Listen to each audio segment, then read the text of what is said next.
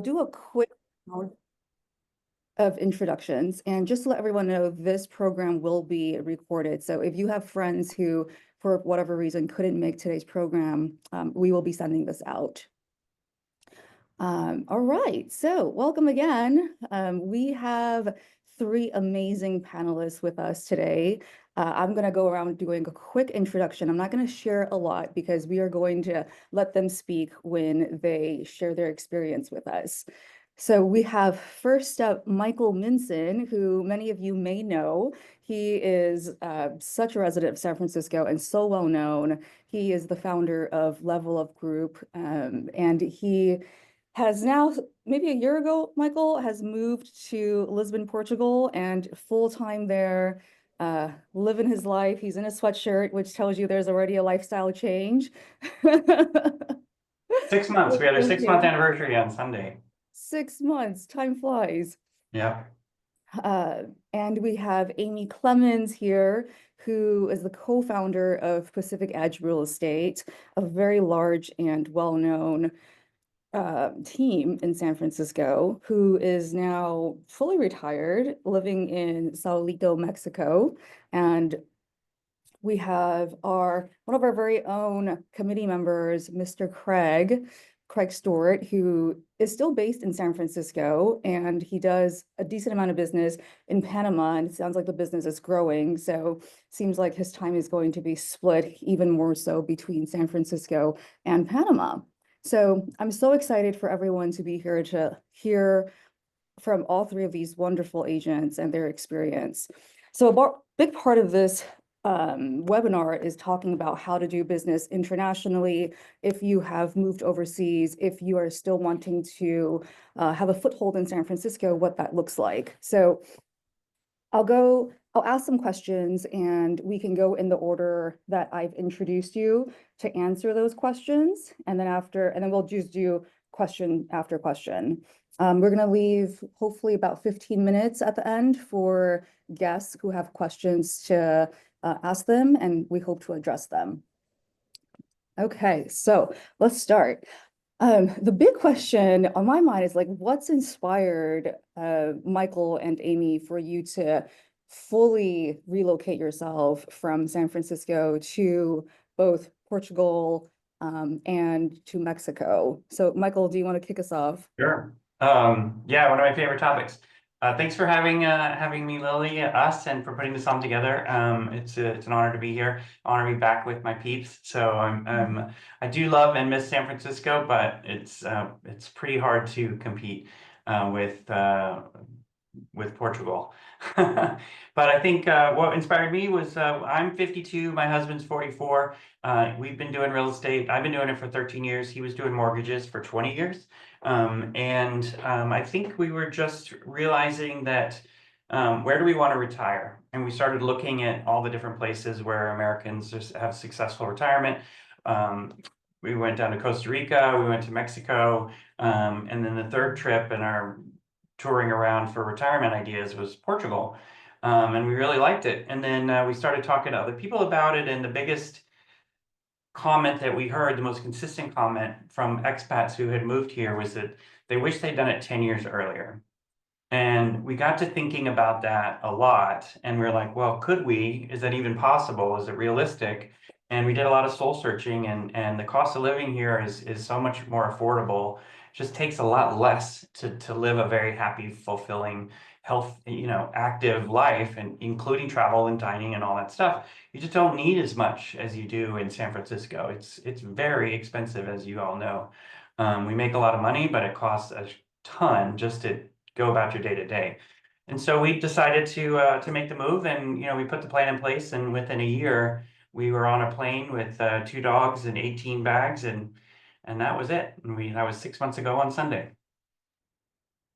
That's incredible that you got all of that from concept to action to delivering in a year. Doing it the Michael Minson way. Well, it was 2 years really, but the first year was like, is this crazy? And is this really possible? And a lot of soul searching. And then the last year was more intensive, activity and visas and documents and all that stuff. So But once you decide, you can be over here in 6 to 9 months. Wow, that's really inspiring that from you deciding to do it, it doesn't actually take that long. So anyone with that same level of conviction as you and your husband have, Michael, can definitely pull it together, it sounds like. The hard part is getting the cojones together because it's stressful and it's people have told me we're brave. I don't really think we're brave, but the that concept of taking a leap into the unknown, I guess does require bravery in many respects. But the hard part is getting to the edge. Once you're at the edge, it's really easy to jump off, but getting to there is the hard part. Thank you. We're going to move on to Amy. Any of that sound familiar, Amy? Oh my gosh, so much. I mean, I'll just echo what Michael said. We were looking for early retirement. We wanted to move somewhere where we could stop working if we wanted to. I joke that I'm bad at retirement because I still I still run Pacific Edge, so I still do work. Oh, well, thank you, Karina. I see your note. That's so awesome. I wish I could see everybody that's on this call because I do miss y'all. I don't miss San Francisco that much, but I do miss our real estate community, if I'm being honest. Some of the best people in the whole world. So we wanted to, my stepdaughter was graduating 2 years ago. So we kind of had a fuse, like a very specific fuse of when we knew we would be empty nesters. And we said we want to be in a place where we can surf and spend a lot of time recreating while we can still do all the sporty stuff that we want to do. So that's what inspired this journey for us. And sense of community in this place as well, like similar to how the real estate community was just a huge part of my life for so long. The community here is really strong, and that helped us feel like it was all going to work out. Oh, and by the way, if I go on and off camera, it's just because price of living in paradise, the internet sometimes is a little wonky, but I'm here.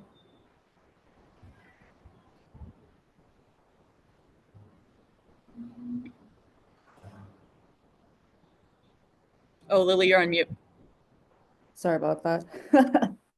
Oh, Craig, okay, you unmuted yourself. Craig, I know you're still based in San Francisco, but tell us about your choice of doing business internationally being in Panama.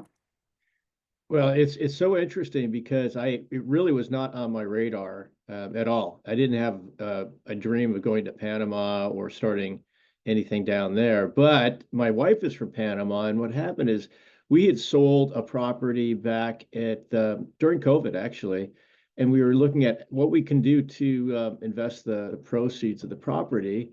And we just thought, it's like we could invest it here locally, but the return's going to be not very good, and it's going to be kind of, it's going to be a long haul. We thought, our kids are getting older. Do we really want to do that? What else can we do? So we kind of took a slightly different tact. What we did is we had an opportunity to buy a franchise business in Panama City. So, we eventually got some real estate, but leading into that whole decision was just buying a business that was operational and a franchise business. And in our case, we had the benefit of my wife's connections to help facilitate that. And we actually had some people that we could count on, right? So that was really worked in our favor. But it was, it's so surprising when you visit a place as a tourist, right? You get one experience, and then you start looking at retiring there. It's a totally different mindset. You start asking a lot of different questions, and it's a total redirect. And so I'm still taking baby steps. So I'm interested in what Amy and Michael have to say, for sure, because I'm kind of like behind them. They're the advanced guard. What is the business the franchise business that you and your wife bought? Oh, it's crazy. It's we bought this beautiful salon, and they specialize in laser hair removal of all things. I didn't even know what that was. I had to Google it when I first found out. I was like, you got to be kidding me. It's a big thing down there, apparently. And a lot of people like to look good in the tropics, and they like to get rid of that stuff. And so business is great. And it's so funny though. When I was first telling people, I said, I tell my friends, and my guy friends were all like, "What's that?" But I'll tell you, all the ladies know exactly what I'm talking about. It was like, I connected with everybody on that side because they all like, oh, laser hair removal. And that also gives a great opportunity for, those of us in the United States to have kind of like a travel experience and also do something in addition to that. There's a whole different, there's a medical tourism, that kind of thing. And so we're trying to position ourselves as being the kings of, hair removal in Central America. Go you, Craig. That's That's amazing. amazing. Beauty never goes out of trend. It never does. Yeah. And people Never always want to does. look good. It's kind of recession proof. Yes. So I know that, Michael and Amy, there's been so much that has gone into planning the transition. Could you highlight for us some of the notable things that someone would have to plan for? Like, are you looking for housing beforehand? What does the visa process look like? Like some of those more mechanical things that could allow someone to transition from San Francisco to, in your case, Portugal and in Sayulita? Sure. I think Portugal loves their paperwork. There's a lot of bureaucracy, and that's kind of a common theme that you'll find over here. But once you fit in the box, they're actually it moves pretty quickly. But you have to have a visa to move here. You can come here for 90 days as a tourist, but you're not allowed to stay past that. And so you do need to there's 2 steps. There's a visa up front that you do in the United States. You get your passport, you get a sticker on your passport with all the information on it. To get that, you have to qualify there's several different tracks. Came under the passive income visa. Some people call it retirement visa. I stopped calling it that because you can work under that. It's a D7, but it allows you to, as long as you have passive income, that's the minimum wage in Portugal, which is 850 euros a month.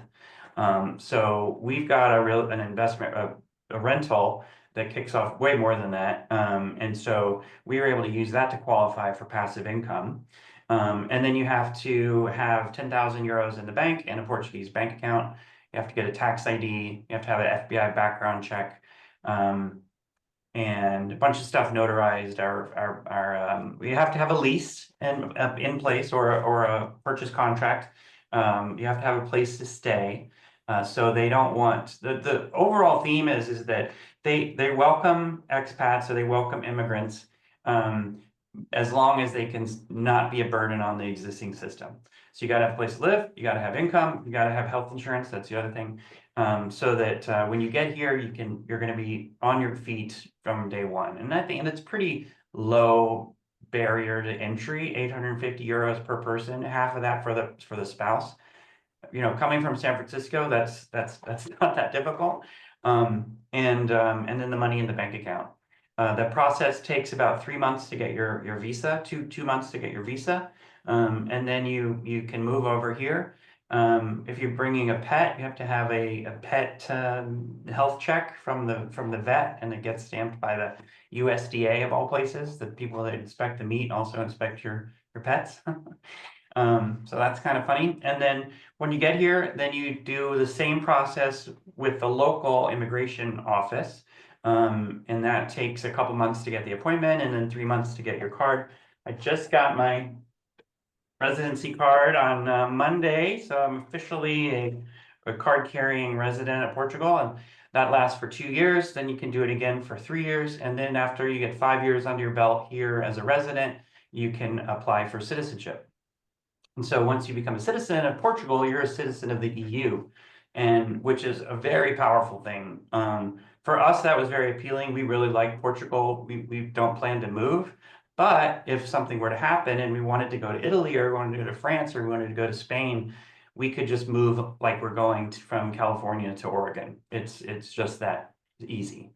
If we were to try to move right now, then we'd have to go through the whole residency process again, and it's kind of a kerfuffle. Once you get it down, you're good to go. And Portugal is only 5 years residency. I think Italy, Spain, France are 10 years. You have to live there before you can get your citizenship or apply for citizenship. So we thought this was one of the easier paths to get EU citizenship. For that reason, do you find more expats entering through Portugal with the Yeah. intention of getting EU residency or just, yeah, citizenship? My business is, I still do real estate over here, and my business is almost exclusively helping Americans do what we did. And having that firsthand experience, having gone through it, everything they're going through, gives me kind of a competitive edge over local realtors that aren't familiar with it or haven't gone through that. And the fact that I speak much better English than Portuguese is comforting, and I know the California way of doing business. It's comforting for the American clients to have kind of an insider guy. And so I use that to my advantage, and it works pretty well. With the investment property that is bringing in that minimum income and more, did you plan for that after making the decision to move, or was that something that you guys had in Lisbon already? It's a California property, and so Oh, I tell all my non-realtor friends that it's a rental paying us, but it's not really. It was a rental. We sold it to the tenant, and we converted it to seller financing so that the tenant is paying our mortgage now instead of paying us rent. We don't have to deal with HOA. We don't have to deal with repairs. We don't have to deal with property taxes. It's fantastic, and we just get a monthly a mortgage payment, a loan payment, as opposed to a rent check. So for all the realtors, that you understand what that means. And it's worked out really, really well. And it's a that's 5-year balloon payment, and in 5 years we'll figure out what she wants to do. But by then we'll be well past the passive income requirement, and hopefully we'll be making some decent money over here without needing that. yes, without a doubt. All right, Amy, can you walk us through some of the notable milestones for someone who'd want to transition from where we are in San Francisco to where you are? Sure. Because so much of it actually is so similar to Michael's process that he just described, I won't rehash all of that. Safe to say the big takeaway is the barrier to entry is extraordinarily low, especially now that I'm even more present to how difficult it is for like our Mexican friends to move the other way or even visit if they want to. So if you have a decent amount of resources, I think the numbers are actually very similar for income requirements and savings requirements. And you can get through the paperwork. You can even hire an expediter that makes the process a lot easier. It's very similar to what Michael described. So what might be more helpful is I can take you through my planning process for retiring from transacting. And so I think the two parts were savings and income, right? So getting to a place where we knew we would have a sufficient amount of savings and income to sustain us if we wanted to stop working altogether. And so the first part was using like a 10-year timeline, because this took us about 10 years of planning. We were very frugal and we saved a lot. We had a lot of little hacks. We had an Airbnb in our basement, and literally in my highest earning years, I was the girl driving a hoopty ride, wearing secondhand clothes and clipping coupons at Safeway. And if you know me and you're on this call, you know that that is all true. So that was the savings column. The income column, we transferred as much money as we could into income properties. So Michael, super good hack on the seller financing. I think that's so underrated and can be such a win-win. We've never had the opportunity to do that, but we have bought a lot of rental properties over the years. As soon as we had saved enough money, we would buy another rental property. So that's where a lot of our passive income is coming from. The second part of the passive income piece is relevant for everyone on this call, and that is your book of real estate business. So I just really want to lift up and encourage everybody on this call, if they're thinking about retiring, to think about your book as a small business. If you don't already have that mindset, you own a small business, and especially if you are predictably getting clients from it without actively like paying Zillow for a lead or doing something like that. If you have a sphere of influence that's generating business, that is a small business. And so if you think of a place where that book can go when you want to retire, it's very feasible to have passive income for many years from that book. So the way that that manifested for me, and there's a lot of ways to do it, is my business partner and I have been partners for 15 years, Alec Mirnov. We grew Pacific Edge with kind of a small group of agents that we really, really trusted.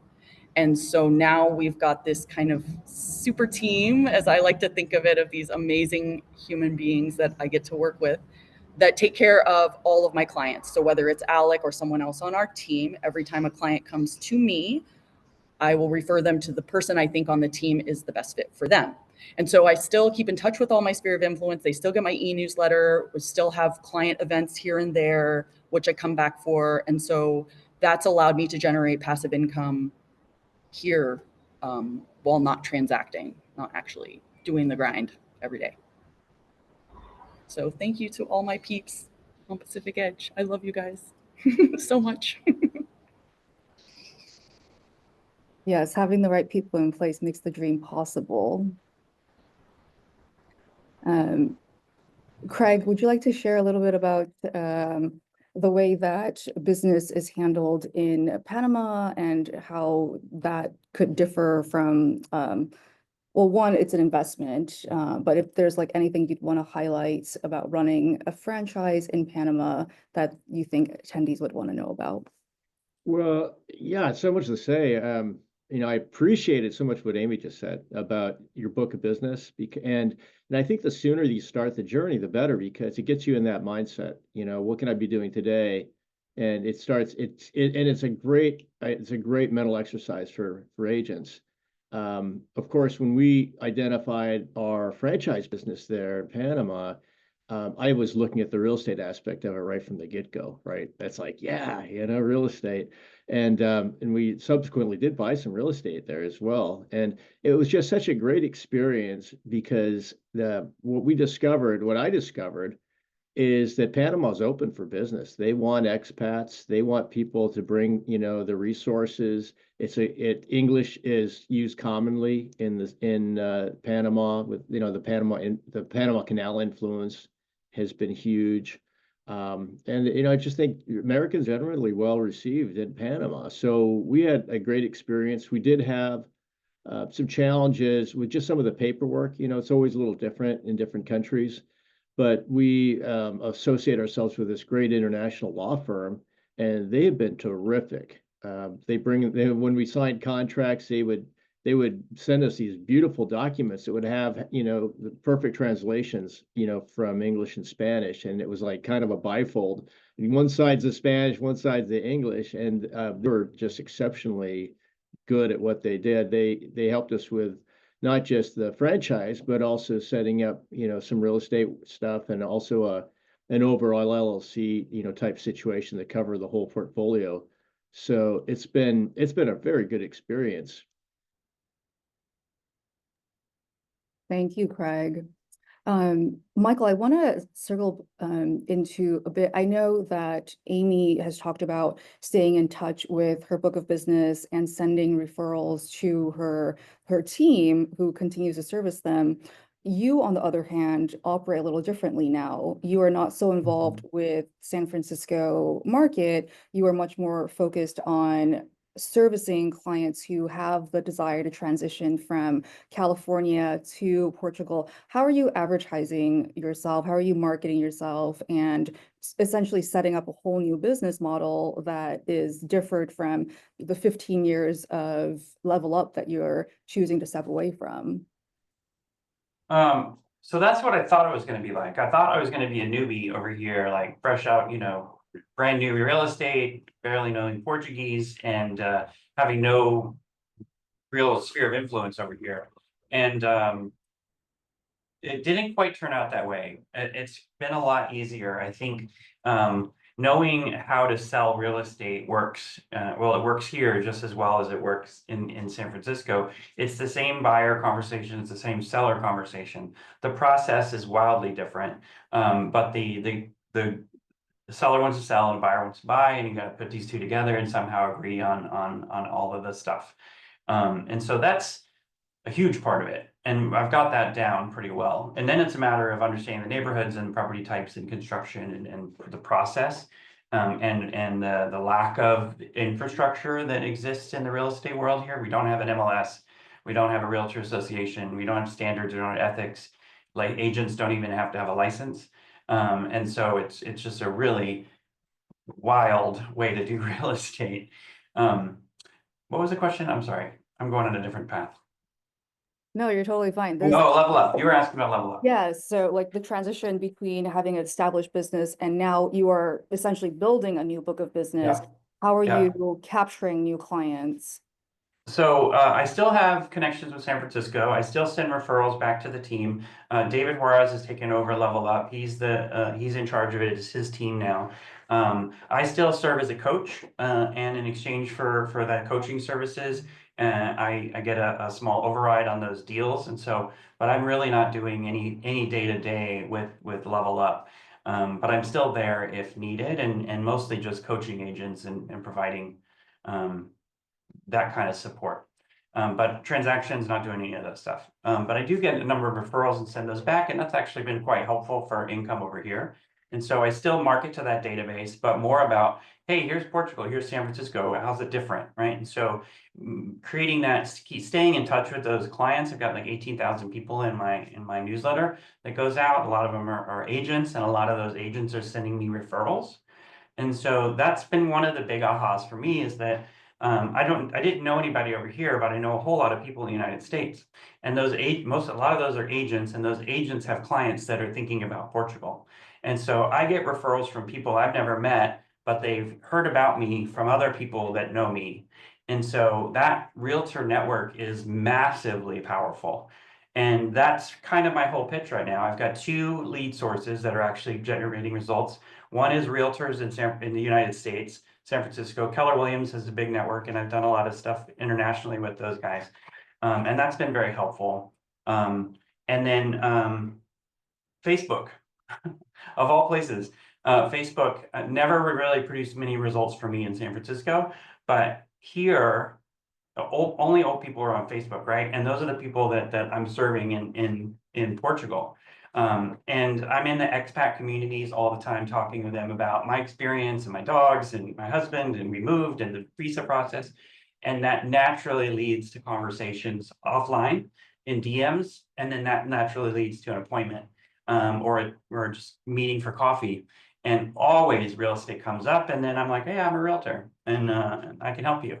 And so it's been very natural that way. And the easiest lead generation I've ever done. And it's been surprisingly effective.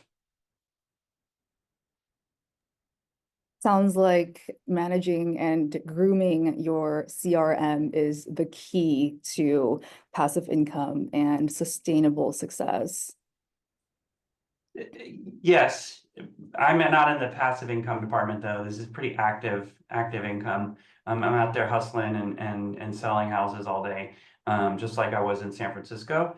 But the starting the new business was easier than I expected, but the challenges are different than I expected too. I have a follow-up question for you, Amy. So you still stay very active with your sphere and everyone in your CRM. When you are reaching out to them via newsletter, sending updates, are you doing so from a place of, I'm living now in my current state of life in Mexico, and you're sharing updates that are more to your personal life, or are you sharing updates still related to San Francisco market? Like, what is the content that you put out when you are staying in contact with your people? It's exactly the same as it has been for the last 10 years, which is, here's my team. Everything is team branded because we are always serving our clients as a team. When we meet, all of us not, like we've got this brain trust and we're always collaborating. So they always have seen the team on e-newsletters and things, and it's always real estate focused. When clients reach out to me, I do explain that I work now completely remote and I'm basically in operations for Pacific Edge, and that my partners help our clients with all their transactions. And I can share something that a lot of other agents have approach me with as like a concern about transitioning out of their business. And I'd love to hear Michael weigh in on this too, since you're sending referrals back to Level Up. A lot of agents have told me, like, I don't think my clients want to work with anyone but me. If they call me and then I try to hand them off, which is such like a NICU kind of way to say it, they're not going to feel good about it. And I can tell you that's not true at all. If they want to do a real estate transaction and they call me, they're not like devastated that I'm not the one doing it. I'm referring them to a super capable, ethical, awesome person, and they just want to get their real estate transaction done with a super awesome, ethical real estate agent, and they're very happy. So it's a lot easier, I think, than people think it's going to be, if that's helpful. Couldn't agree more. 100%. I wish they were maybe a little more devastated that it wasn't going to be me.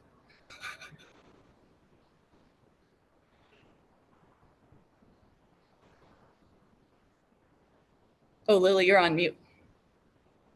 Sorry, I keep forgetting that. I said this is maybe a question more for Michael, because you are actually practicing real estate in a new place in the world. And you had slightly touched on it, that there's no MLS, there's just kind of like the wild, wild west. How did you set yourself up to properly navigate that entirely new terrain in comparison to something very organized in San Francisco? We have organized real estate, and there's a lot of rules and regulations that we have to enforced by. I would just start that off with being grateful. I'll just tell you guys how grateful I am for SFAR and the fact that it exists, even CAR, and I'm not sure about NAR, but even NAR, I guess. The whole ethics structure around it, the whole ways of the policies that SFAR and CAR have put in place, the fact that there's forms, we take that for granted, but imagine doing real estate without forms. It is, that's what it's like over here. Everything is a new contract with attorneys and starting from scratch. It takes, 2 weeks to get a contract ratified. It is crazy coming from San Francisco. So knowing all of that, I decided to join a team here. So I'm the new real estate agent on a team of Portuguese agents. They focus on my team focuses on expats from America and Canada, so it was a good fit that way. But I wasn't so ego driven that I felt like I had to start a new team here from scratch and be the number one guy again. It's not important to me right now, and in my stage of my career, I've kind of done that, and it was great. But I came to Portugal to kind of slow down and to take some of the stress out of my day to day. And now when we have a big marketing project, or the website goes down, or we've got a HR problem with some assistants, not my problem. I don't have to worry about it. It's the team's problem, and that's actually a really great feeling. And I can focus on the parts of real estate that are it's just about clients, helping clients, serving clients, and it's actually quite liberating. But for me, joining a team was really a big deal, because I needed somebody to tell me all the stuff I didn't know, and I didn't even know I didn't know. So that was, and I'm very happy with it. In San Francisco, I guess on average, let's call it 30-day escrow. It sounds like in Portugal, you spend 2 weeks just to ratify. So how long is the transaction process from you securing a buyer to closing and title transfers, and you give keys and all that? If it's cash, it's 60 days, 45 to 60 days. If it's a loan, it could be 90 days, maybe more. It depends on a lot of things, but there's no disclosures, and so you find out a lot of stuff in the middle of the transaction, or not. There's no inspections. There's no requirement that the seller disclose problems. There's no requirement that agents disclose things they know about that might affect the value or desirability of the property. There's no MLS, so you have no history of sales prices. You just have list prices, so everything's list. When you do a CMA, it's about list prices. So, and coming from San Francisco, where list price is just a suggestion, it's a wildly different way of thinking about it. And somehow it works. And so the harder part for me was adapting my expectations around timing, around data integrity, around data availability. You know, my comfort zone is going to the data. If I've got a problem and I can't figure out what we should do about it, I look at the numbers, and the numbers will somehow usually paint a path. And here you don't have that. And so it's a lot more gut feeling and experience and chatting with other people, and which as a data person is not my comfort zone at all. But it's that's my growth. It's my growth path. It sounds like there's so much that's put back on the buyer to do as their own due diligence and the partners that they have along the way to verify this information that is truly based on local knowledge, it sounds like. It's very much a buyer beware. That's very different from California, for sure. For sure. And I'm so curious about the way money flows. Here we have escrow. They handle all the paperwork, they handle all the flow of money.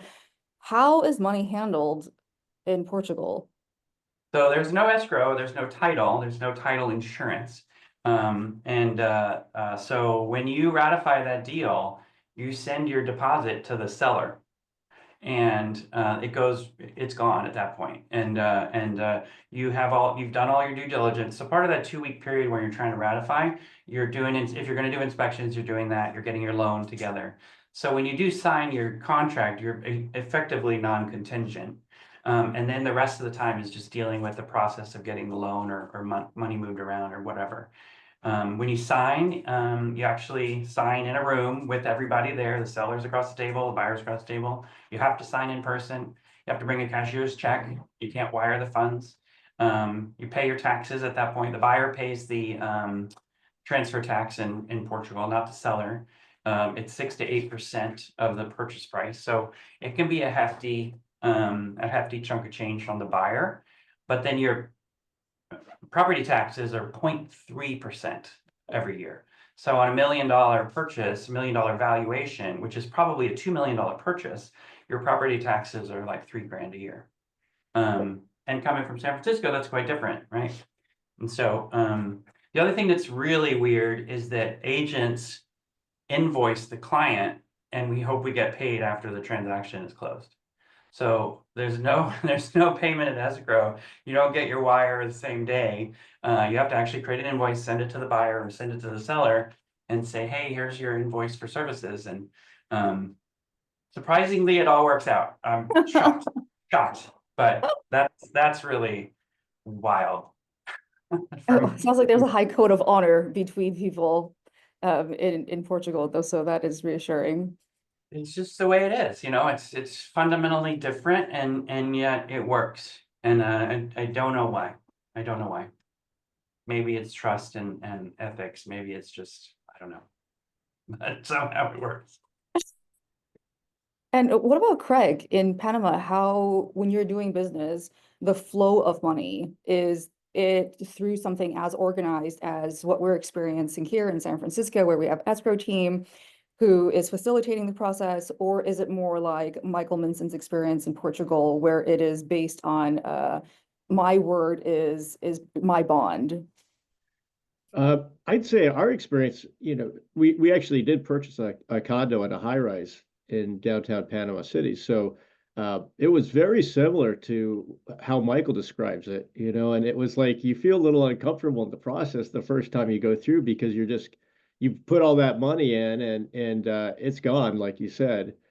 And they do things so differently there. It's like here, it's like, you have to have a deposit, you have to have this, we're pushing the timeline all the time.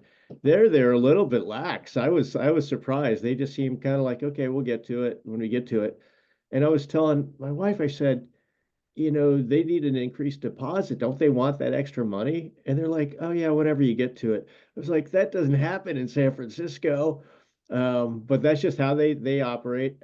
When we had our attorney at the signing, so my wife was there. I came in remotely, and it was a really good experience. Everyone's in the room. It was so different than how we do business in San Francisco. The due diligence part, that was, you have to kind of watch yourself, because it's definitely a buyer beware. But, in a high rise, we were able to get the HOA documents, and we knew a little bit about the property already. So it was a real good experience, and I look forward to getting involved with sales over there. I think it'd just be a lot of fun. Sounds exciting in more ways than one. Now, because we're all agents and we're looking at properties to property value all day, every day, could the three of you share a little bit about property value where you are, starting with Michael? Yeah, we are actually, my husband and I are in the process of, we're trying to buy a property right now. We looked at a house south of Lisbon, the other side of the Tagus River, about 30 minutes outside of the city. There's 5 bedrooms, pool, a tenth of a hectare, which is maybe half an acre, maybe. And everything has been upgraded. It's 2001 construction, 500 or yeah, 500,000 bucks, euros. And for about 2,000 square feet. If you're in Lisbon proper, you can get a 2 or 3 bedroom for 5 to 700,000 condo. And a house for probably outside of Lisbon. There's not a lot of houses in Lisbon. It's very, very dense.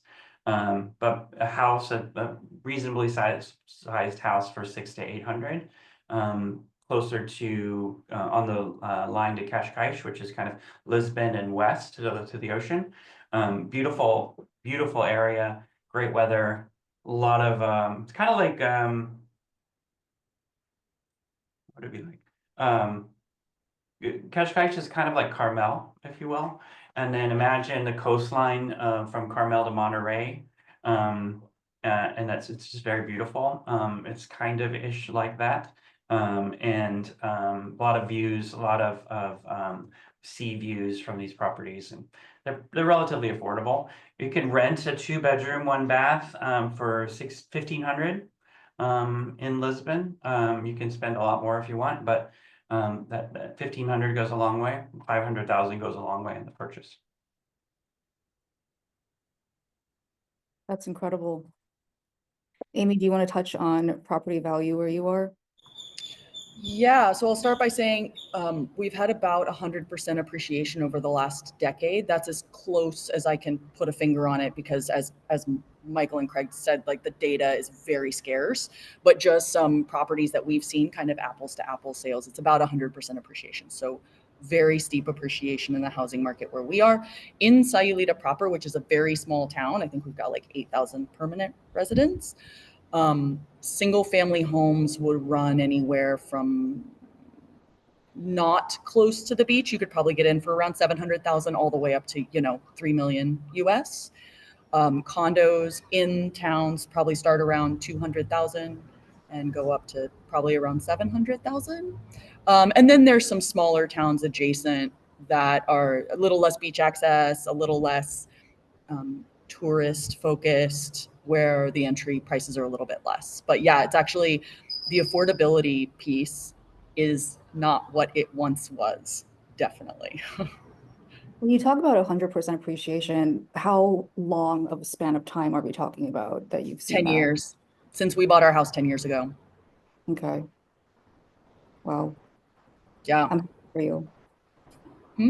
Good for you. Happy for you. Yeah, good for you. I know, I'm happy for me, but it's the same as everywhere, right? I mean, it's not a very sustainable growth trajectory for any area. But yes, I'm super grateful we bought when we did. We thought, are we doing the craziest thing that we've ever done? Especially because, as Craig and Michael described, the real estate systems are very similar, very casual compared to what we are used to. So we didn't know if it was going to all work out, but thankfully so far it has. You think that appreciation is due to more folks who are retiring in the area buying up real estate, or is that is it inventory taken up by locals who are reinvesting into their community? It's expats, but it's not all retirees. We have a very very international community in my town. Like, just on my street, I have neighbors from Argentina, Norway, Mexico, Canada, United States, I could probably think of Australia, right, just on my block, which is small, and people of all ages. So there's a private school in town that's about 70% expats, and there are young families. There are families with young kids from all over the world. So it is expats driving the housing prices, to answer your question, but not necessarily retirees. Got it. Well, it sounds like you're living in an even more international hub just on your street than even in San Francisco. Yeah, it's ironically, yeah, it's kind of wild. I Um, think Lisbon has had similar appreciation. I'm not sure what the number is, but I think locals would tell you it feels like 100%. And a lot of that was driven by right either before or start of COVID, they had a golden visa program, which allowed you to basically buy your residency. If you bought real estate, 250 or 500,000, I can't remember which it was. If you bought a piece of real estate, you didn't have to live here, but for 2 weeks a year. But you could start the 5-year residency clock as soon as you closed on that sale. And so a lot of people flooded to Portugal to buy homes and never lived here. And so that screwed up a lot of things for the locals. It drove housing prices way up, and then it created just this glut of Airbnbs because it made a ton of money. And so some neighborhoods were like 35% Airbnbs. And it was just a real problem. And so they've kind of put the kibosh on that, and they've ended, there was a big tax regimen where you could pay like very, very, very low taxes. We missed all of those programs by like a year, and we still decided to move. But governments have a huge impact on housing prices, and I think the way that they handled that visa process was a little too generous and created too much distortion in the market, and it's caused a lot of housing affordability crises to happen here too.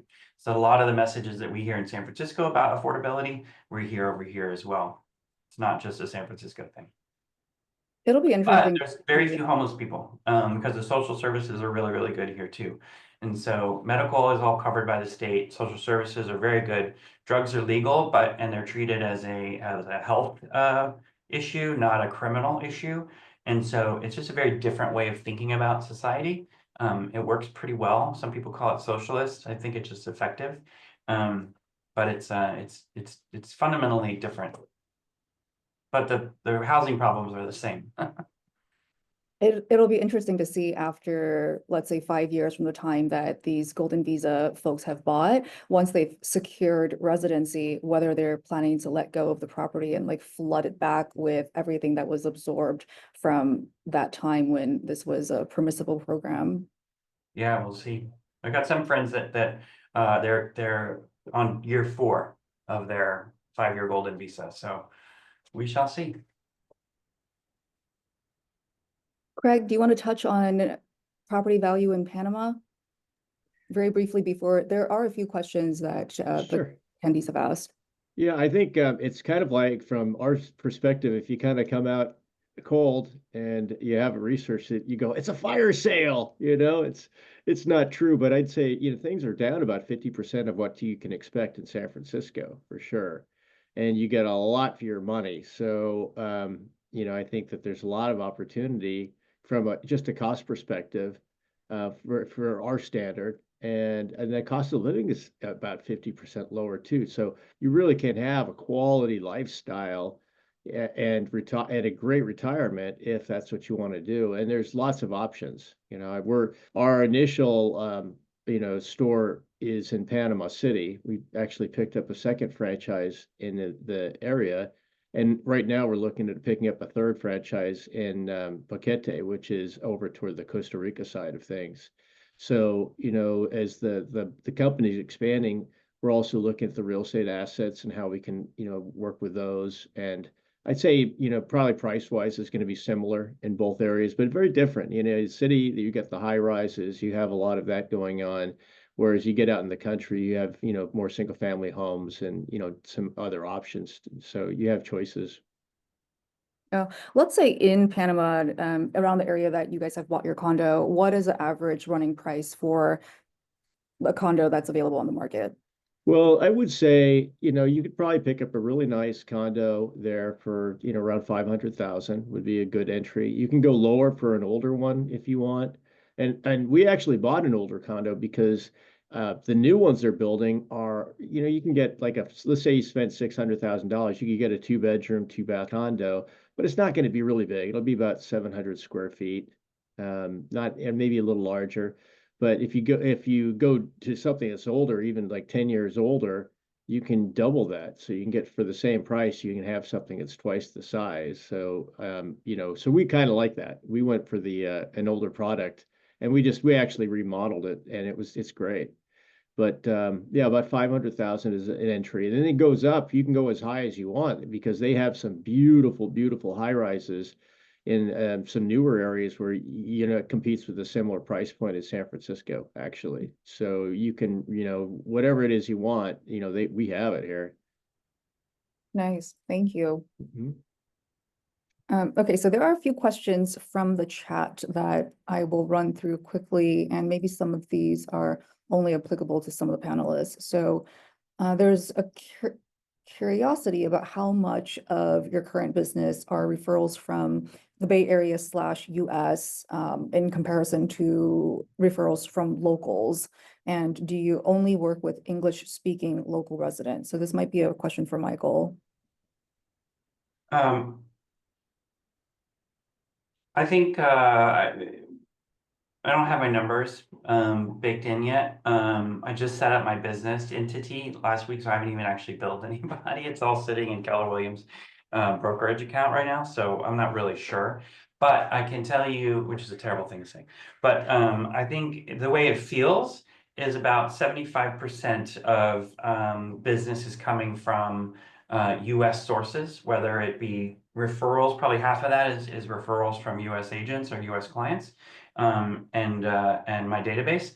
And then the other half of that 75% is from Facebook. All the expat communities I'm a part of, there's dozens and dozens of them. And then I've been getting some referrals from friends that I've made here. I've got probably my best buyer referrals have been from Portuguese friends in Portugal. I got a $3 million hotel listing just yesterday from a agent in Fresno. So that's kind of a big deal. That's a game changer here in Portugal. So a lot of it is I'd say 75-25 US versus Portugal. Nice. And this is also a question for you, Michael, around residual income. And to show that, is that shown through tax records, your tax filings? You mean the passive income? Yeah, the passive income to qualify for the visa. It's 3 bank statements and or a lease from the tenant. We showed the deed and the note, the promissory note. We showed that, and then that matched up with the income in our bank statements for the past 3 months. It's kind of like a lender. What I found is that the Portuguese consulate, in my view anyway, it wasn't nearly as stressful as we thought it would be. They just want to make sure that you're checking the boxes. The fact that we had presented before to our attorney, our Airbnb income from our primary residence in San Francisco. We sold that, but we had a $6,000 mortgage payment, and we were bringing in $5,500 in Airbnb income. So it was a $500 loss. They're like, they don't care about profit. They just want to see the income, which is really wild, right? But if the litmus test is not as rigorous as I expected or as it was presented once we got into the nuts and bolts. But as long as you're getting that $850 per person, half for the second of passive income, you just got to show it like you would any other way that's feasible. A lease, bank statements, promissory note, something. Yeah. Dividends work as well. You can structure dividends to come pay out of your stock account.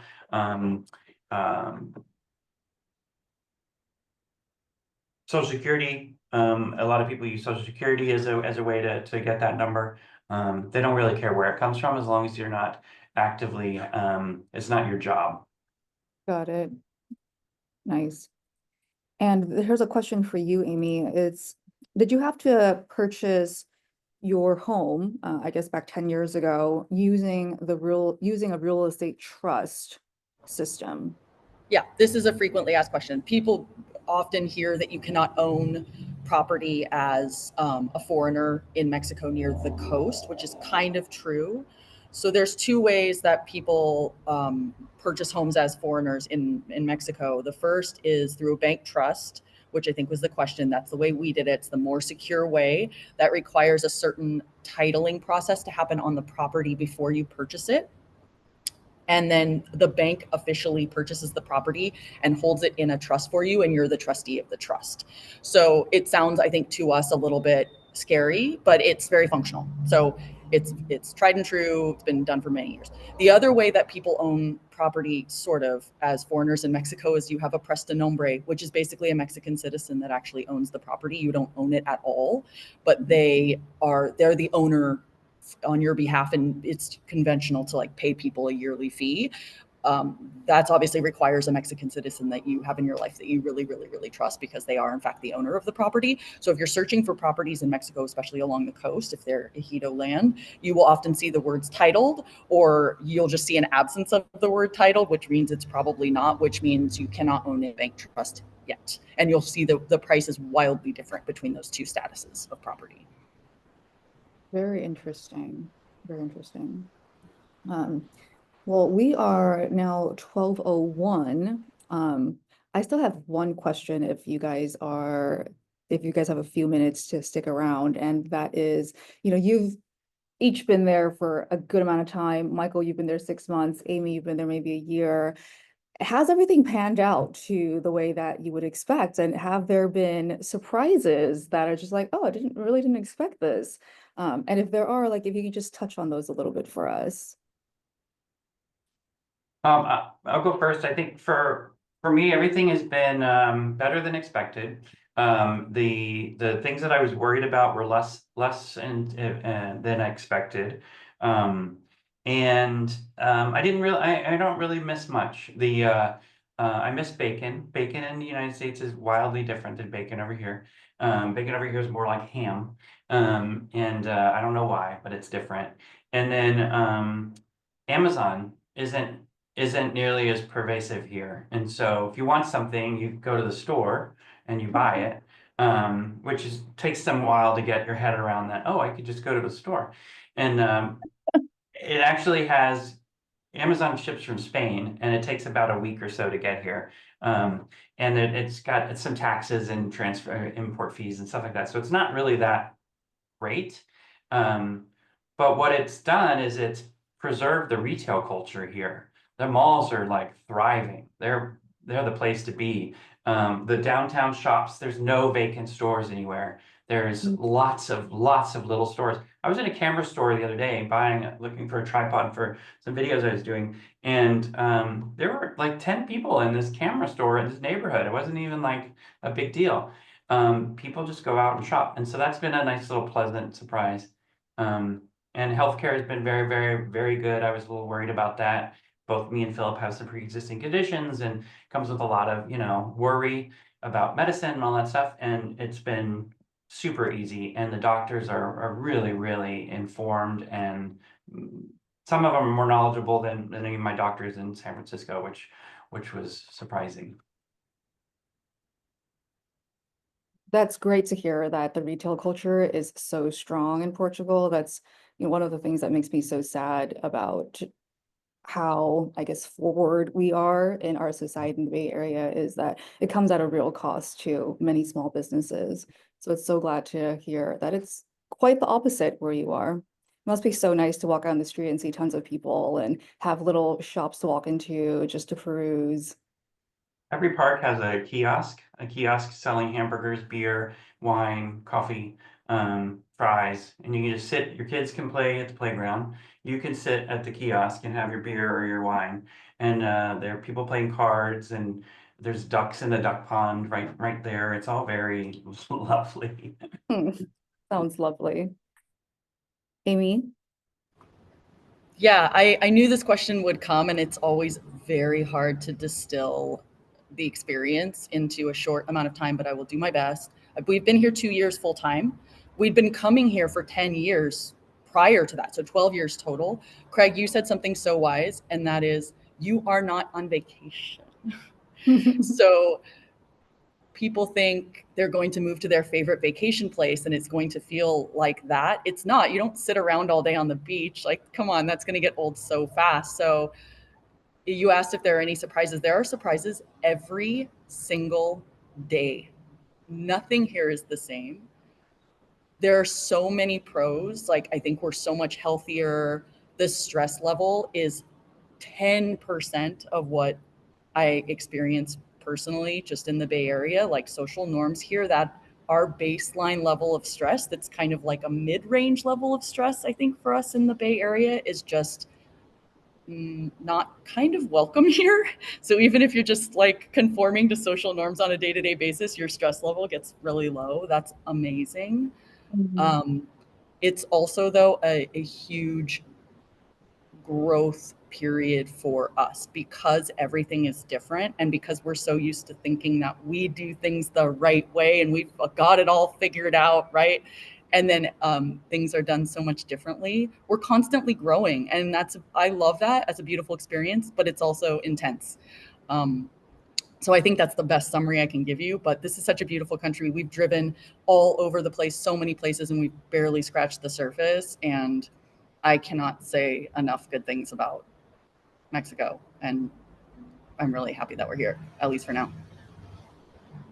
Yeah, I can hear it in your voice, and I'm very happy for you that you have found your happy place and you are learning a new way of life and adapting. And it sounds like this low level of stress is good for longevity, the best kind of I guess we'll medicine. find out. The best kind of medicine. And Craig, I know you spent some time in Panama, but you're also based in San Francisco. If there's anything you'd like to add. Well, it's so funny hearing, Amy and Michael's comments, because I'm still entrenched in the San Francisco. So when I go to Panama, I'm on San Francisco time with San Francisco stress, and I just noticed it's like I'm hitting it hard and working, and I'm talking to people and communicating with my clients here, and it never really ends, right? So I haven't got to the 10% stress level yet. I'm kind of looking forward to that. But I have noticed though, when I get out, I like to walk, right? I like to walk for exercise. And so I'm walking around Panama, and it's for a city, it's really low key, and you can just really enjoy it, and stop and smell the roses, and it's a different experience. So I look forward to spending more time out here, and getting to the just more relaxed level. Right now I'm still bringing the Bay Area with me. And some of us are still very much, all of us, except for Michael and Amy, with the luxury of permanently being overseas. We all hear you on that. And we have a lot to look forward to. There's a lot of the world for us to see. And thank you, all three of you, for sharing your experience in transitioning, what it's been like, what sort of day-to-day life is like, and how to still have a successful life by many means, not conforming to Bay Area standards, that there's so many ways to live your life and live it beautifully, peacefully, it sounds like, and very beautifully. So thank you all for spending a little over an hour with us. And thank you to all of our attendees who took time to join us today. I hope everyone walks away learning a little bit something and takes a little inspiration with you to find the piece of the world that you want to be in. So again, this is recorded and we will be sending it out via email for you guys to circulate and share with friends and family or colleagues. All right, well, is there anything else? If not, then I think we're going to wrap it up. Thanks, everybody. Great to see you, Thanks Craig and Amy. all. Thanks for bringing us Thank you, together, Lily. everybody. Good to see you Thank guys you, too. Lily. Thanks, Lily. Bye, you all. Bye. Adios. Bye.